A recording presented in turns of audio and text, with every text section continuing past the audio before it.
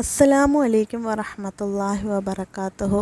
നമ്മൾ മനുഷ്യരെല്ലാം പറയുന്ന ഒരു കാര്യമാണ് എനിക്ക് ഒന്നുമില്ല എന്ന്. അവന് എല്ലാമുണ്ട്, പക്ഷെ എനിക്ക് ഒന്നുമില്ല, പണമില്ല, പ്രശസ്തിയില്ല, അങ്ങനെ ഒരുപാട് കാര്യങ്ങളിൽ പരാതികളാണ്.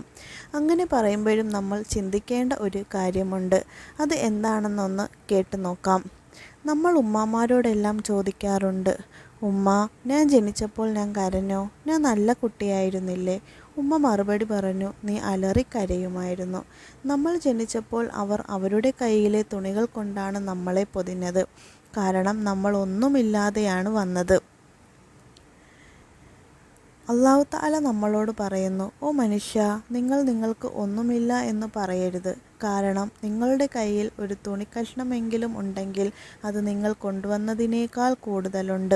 അതുകൊണ്ടാണ് മനുഷ്യനോട് ബഹുമാനമെന്ന നിലയിൽ അള്ളാഹു കൂടുതൽ ആവരണം, കഫംപുടവ നൽകി നമ്മളെ തിരിച്ചയക്കുന്നത്. നമ്മൾ ഒന്നുമില്ലാതെ വന്നെടുത്ത് നമ്മൾക്ക് കഫംപുടവ നൽകിയാണ് അള്ളാഹു തആല നമ്മളെ തിരിച്ചയക്കുന്നത്. അതിനാൽ ആർക്കും ഒന്നും പറയാനാകില്ല, ഞാൻ ഭൂമിയിൽ വന്നിട്ട് എനിക്കൊന്നും കിട്ടിയില്ല എന്ന്.